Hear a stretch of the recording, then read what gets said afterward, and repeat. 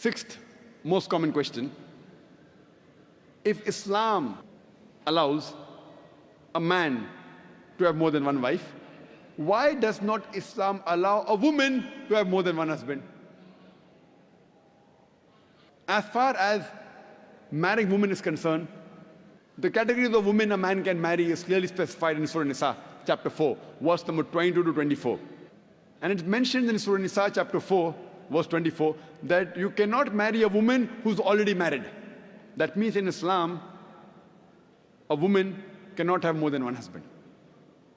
Before I give you the real reason, imagine there's already a scarcity of women finding husband. If a woman has more than one husband, this scarcity will increase. It will multiply the problem. Let's analyze what are the logical reasons that Islam prohibits a woman to have more than one husband.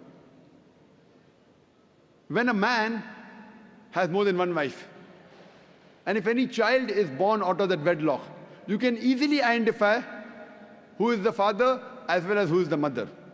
But if a woman has more than one husband, and if a child is born, you can identify the mother, but you will not be able to identify the father.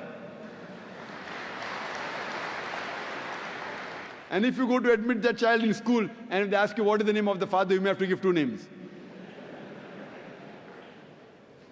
And today psychology, they tell us that identifying the parents is very important for a healthy childhood, especially the identity of the father.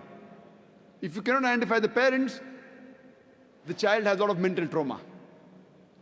Today, after science has advanced, I'm aware that there is DNA testing and genetic testing where you can identify who is the father and who is the mother, though it's not very accurate.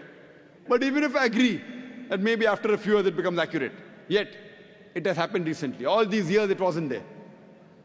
And this is not the only reason why a woman is not allowed to have more than one husband. There are various other reasons.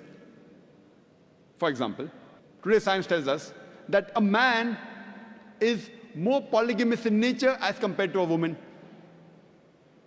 Today science tells us that because of the various behavioral and psychological changes that take place in a woman during menstrual cycle, she cannot do the role of multiple wives simultaneously. Whereas a man, he can do the role of multiple husbands simultaneously.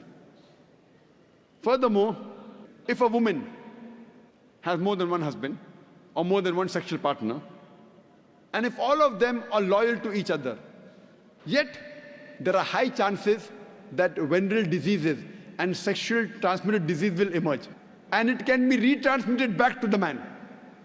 Whereas if a man, today medical science tells us that if a man has more than one sexual partner, has more than one wife, and if all of them are loyal to one another, there are hardly any chances of venereal diseases or sexually transmitted diseases emerging in them. So scientifically also and medically, it's no problem for a man to have more than one wife, but it's problematic for a woman to have more than one husband.